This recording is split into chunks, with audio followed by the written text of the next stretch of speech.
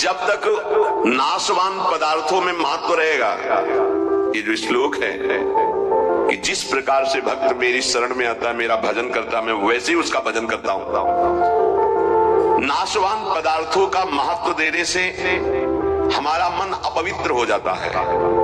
नाशवान पदार्थों के भोगने से हमारी इंद्रियां और तन अपवित्र हो जाता है, हमारे कर्म अपवित्र हो जाते हैं, तो जन्म निश्चित हो गया अगला।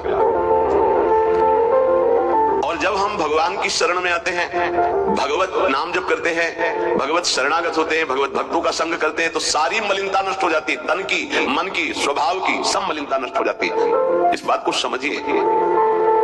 शरीर, इंद्रियां, मन, बुद्धि, पद, योग्यता, अधिकार, धन, जमीन, जितनी भी ये सब है, इनमें रुचि, आसक्ति, ये तुम्हारे मन को पवित्र कर देगी, तन को अपवित्र कर देगी, स्वभाव को अपवित्र कर देगी। अगर इन्हीं सभी को प्रभु को समर्पित करके कर्तव्य कर्म का पालन करते हुए नाम जप करोगे तो सब कुछ पवित्र हो जाएगा। जैसे जड़ मिठाई कभी ऐसे लगाने वाली नहीं होती, लेकिन जब प्रभु को अर्पित करते तो प्रसाद हो जाती है। मांग करके किनका मिलता है तो बड़ा आनंद का अनुभव होता है, मेरे प्रभु का प्रसाद है। ऐसे ही शरीर, इंद्रिया, मन, बुद्धि, पद, योग्यता, अधिकार, धन, जमीन, जो कुछ भी है उसे प्रभु को अर्पित करके अपने कर्तव्य का पालन करते हुए जो नाम जप करता है, उसका तन पवित्र, उसका मन पवित्र, उसका स्वभाव पवित्र, उसकी सब वस्तुएं पवित्र हो जाती है। अब तो वैसी निष्ठा नहीं दिखाई दे रही है, होगी किसी के अंदर। पहले महापुरुषों में देखा, जैसे श्री चतुर्भुजदास जी महाराज जो सेवक जी के मित्र थे, अगर जिस गांव में गए वहां अगर वैष्णव नहीं है, कंठी तिलकधारी, तो उस गांव के कुएं का पानी भी नहीं पिएंगे, ऐसी निष्ठा रखता रहे। यहाँ एक भी वैष्णव नगर में नहीं थे। नगर क्या है? ये भूतों का डेरा है। फिर जहां भगवान का भक्त नहीं, भगवान का भजन नहीं, नाम कीर्तन नहीं, उस नगर का पानी नहीं पीते थे। ये उनके चरित्र में आया है।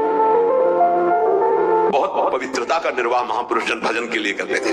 गले में कंठी नहीं, मस्तक पे तिलक नहीं, तो हाथ से पानी पीने की रुचि नहीं है। ऐसी निष्ठा, निष्ठा में ही तो सब। इसी निष्ठा का प्रभाव दैवी शक्ति को भी परास्त कर दिया। एक दिन एक नगर से निकल रहे थे तो देखा एक आदमी चिल्ला रहा था, रो रहा था, उसके हाथ पीछे बंधे हुए थे और बड़ा ढोल नगाड़ा बज रहा था, उसको घसीटते हुए ले जा रहे थे।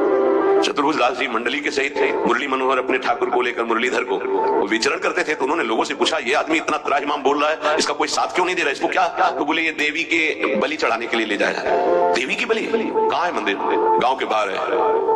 वाह, पहले उसको रुकवा दिया। इतना भजन का तेज था, रुकवा दिया और दरवाजे पे गए और कहा कि तुम माँ हो? कैसी माँ हो जो तुम अपने बच्चों की हत्या करवाकर मुस्कुराना सीखती हो? तुम माँ हो, इसका मतलब है तुम्हारे अंदर ममत्व नष्ट हो चुका है। चाहे कोई भी सृष्टि का जीव हो, वो तुम्हारा बेटा होता है। वो पुत्रो जायते क्वचित् कुमातान भवति। ये कैसा न्याय आपका कि आपके सामने आपके बेटे को बंदी बनाकर बलि दिया जा रहा है? आप प्रसन्न मुद्रा में हो। वहां के पुजारी ने कहा, आप अंदर नहीं घुस सकते। बोले, ये अंदर नहीं रह सकते। ठाकुर जी को साथ लेके तो देवी जी बाहर निकल आए, ठाकुर जी को सिंहासन पे विराजमान किया। उनके भागवती को वैष्णव तेज भजन के प्रताप से लिखा हुआ है भक्तमाल जी में भी, जहां भी उनका चरित्र चतुर्भुजदास जी का, ऐसे हरिव्यास देवाचार्य जी।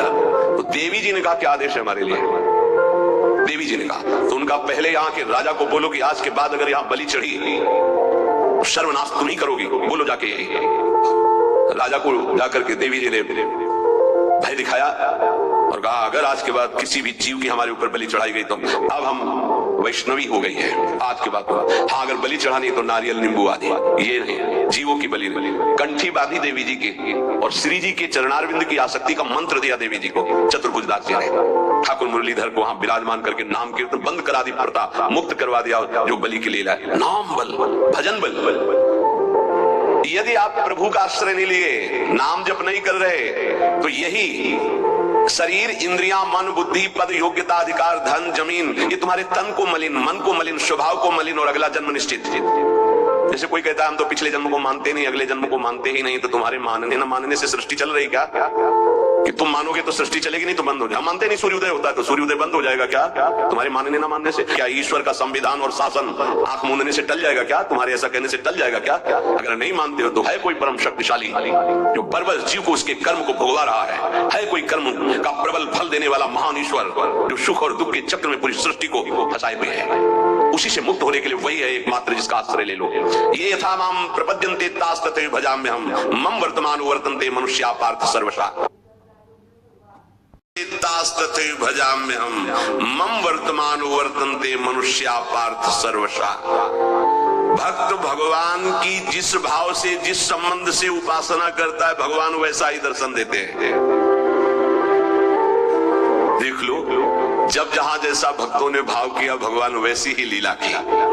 ऐश्वर्य भाव रखोगे तो ऐश्वर्य दिखाई देंगे, माधुर्य भाव रखोगे तो माधुर्य दिखाई देंगे। भगवान उसी प्रकार से भक्त के अनुभव में आते हैं जो जैसा भगवान के प्रति भाव रखता है। कोई भक्त भगवान को अपना गुरु मानता है तो भगवान श्रेष्ठ गुरु रूप में आ जाते हैं।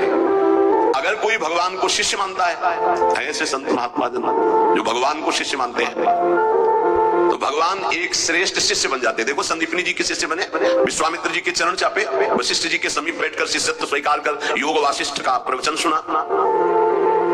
यदि भगवान को माता माना जाए तो भगवान माता रूप में अनुभव देते हैं, भगवान को पिता माना जाए तो भगवान पिता रूप में अनुभव देते हैं, भगवान को पुत्र माना जाए तो भगवान पुत्र रूप में अनुभव। देखो एक दिन देवर्षि नारद जी दर्शन करने गए नंद महल में, तो देखा मोटी डेहरी बाबा की डेहरी, तो उसको लालजू महाराज लांघना चाहते थे, दरवाजे के बाहर खेलने जाना चाहते थे।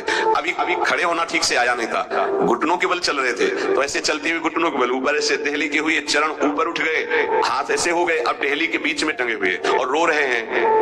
नारद जी ने देखा, साष्टांग दंडवत किया, बोले प्रभु देहली पार कर दे क्या? बोले जानते नहीं हो क्या हमारे लिए देहली?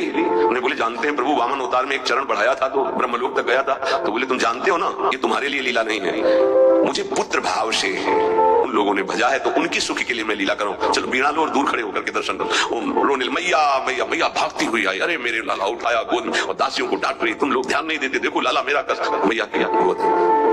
अगर कोई मुझे पुत्र मानता, देखो जगत को एक क्षण में रचने वाले पिता, उनको पुत्र माना तो घुटनों के बल भक्त के आंगन में चल रहे हैं। जगत का भरण पोषण करने वाले प्रभु का भरण पोषण यशोदा मैया के वक्षा स्थल के दुग्ध से होता है। कैसा भाव का खेल है ये, बड़ा सुंदर स्वरूप है। जब यशोदा मैया छड़ी लेकर, बहुत उपद्रवी हो गया है, हालू महाराज ने देखा आज तो पिटेंगे, मैया आवेश में है, ऐसे दोनों हाथ से ऐसे तो पूरा काजल गाल में, कितनी सुंदर शोभा, विशाल नेत्र है ना, एक बूंद आंसू नहीं, रोते जा रहे, मैया की तरफ भयचकित देख रहे हैं, दया आ जाए छड़ी ना पीना। कौन है भ्रकुटी टेढ़ी कर दे तो भय को भी भयभीत कर देने वाले प्रभु। ये देखो भाव देश का स्वरूप देखो।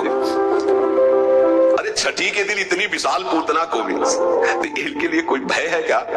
लेकिन भाव का देखो खेल। मैया ने पुत्र माना तो प्रभु वैसे लीला दर्शा रहे हैं। अरे और बात जाने दो, यदि भगवान को नौकर मान लो तो नौकर भी बताते हैं। वो कह रहे हैं नौकर बनूंगा था, कैसे? तो त्रिलोचन जी के यहाँ, एकनाथ जी के यहाँ श्रीखंडिया के रूप में, माधवदास बाबा के यहाँ स्वयं जगन्नाथ जी सेवक ही बने हुए तो लगे। ये ऐसे भगवान से यदि अपनापन करके कोई भाव कर लो, आपको अनुभव कराए। सच्ची कहते तुम पहचान नहीं पा रहे, रोज तुमसे मिलता है वो, हर क्षण तुमको देखता है क्योंकि तुम भक्त हो उनके, लेकिन तुम्हारे अंदर वो दृष्टि नहीं है इसलिए नहीं देख पाते। रोज मिलता है छलिया, वो रोज मिलता है वेश बदल कर, इसीलिए हर समय सावधान रहो, पता नहीं किस रूप में मेरा प्रीतम आकर के कहीं चूक ना हो जाए।